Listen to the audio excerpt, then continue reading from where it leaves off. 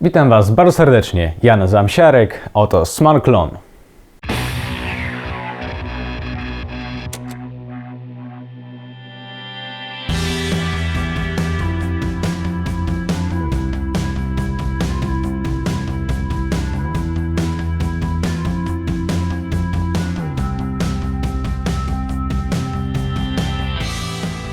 Smart Clone to jeden z flagowych efektów firmy Electro Harmonix.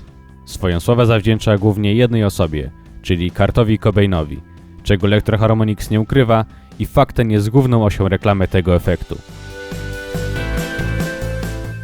Wśród innych użytkowników Smart Clone'a można wyróżnić m.in. Geordie White'a, gitarzystę Marilyn Manson.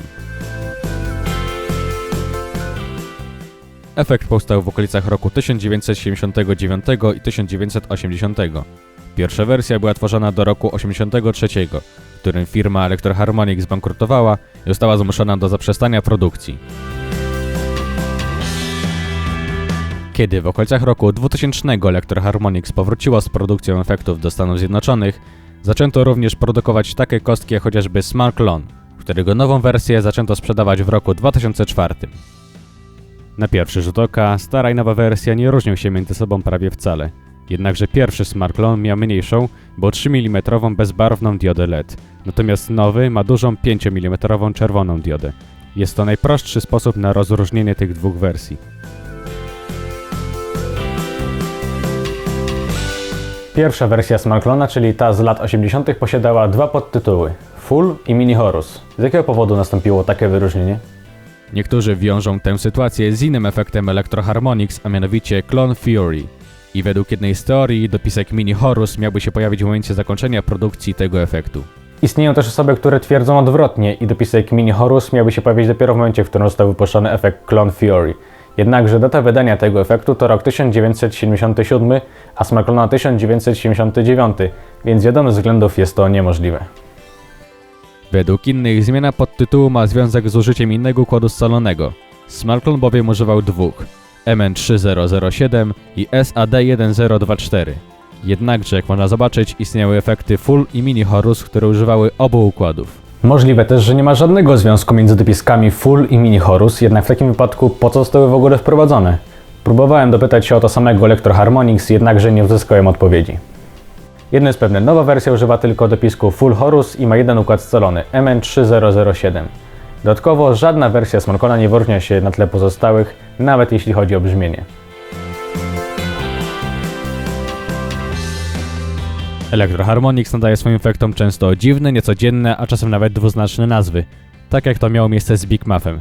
Nazwa Smart Clone nawiązuje zapewne do powstałego 2 lata wcześniej Clone Fury i nazwa obu efektów odwołuje się do tego, czym tak naprawdę Horus jest. Są to bowiem dwie nałożone na siebie ścieżki, z czego jedna jest lekko opóźniona i modulowana, za co odpowiada taki układ scalony jak chociażby MN3007.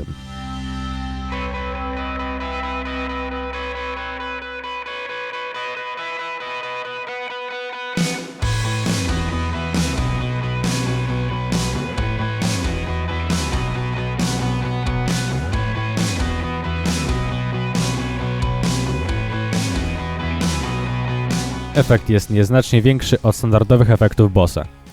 To, na co nie trudno zwrócić uwagę, to jeden potencjometr, odpowiedzialny za częstotliwość. Obok mieści się przełącznik depth, zwiększający głębokość, amplitudę mniej więcej dwukrotnie, po drugiej stronie znajduje się dioda, a niżej włącznik efektu.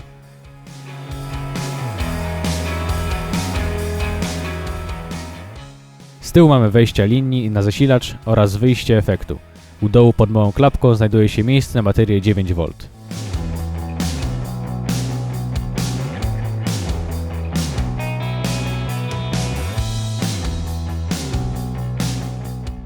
Smart Clone jest moim ulubionym horusem z dwóch powodów.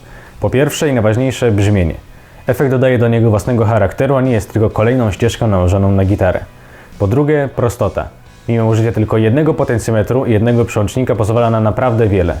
Od praktycznie niesłyszalnego horusa po niemalże flanger. Nie bez powodu niektóre sklepy oznaczają go właśnie jako horus /flanger. Niektórym osobom to jednak nie wystarcza i zmieniając jego budowę i dokładając kilka potencjometrów, zmieniają go dodatkowo w tremolo i vibrato. Warto tu wspomnieć też o wadach takich jak znowu lekko przesadzona wielkość. Miejsca w obudowie jest też zanadto. Jednakże Lektor Harmonix wychodzi klientom naprzeciw i tworzy pomniejszone wersje efektów. Smart Clone to jeden z tych efektów, które mogę z czystym sumieniem polecić. Czy jest dla każdego? Na pewno nie, jednakże opinie jego użytkowników mówią jasno. Nietuzinkowy, o specyficznym brzmieniu, a dla wielu, w tym dla mnie, najlepiej brzmiący chorus. Warto posłuchać jak brzmi, czy nawet kupić i pograć na nim samemu. Jego średnia cena to około 200 zł, więc to jest naprawdę niewiele jak na efekt takiej klasy. I to tyle na temat Smart Clone'a. Ja dziękuję Wam bardzo za uwagę, zachęcam do obejrzenia testu, jak również innych filmów. Cześć!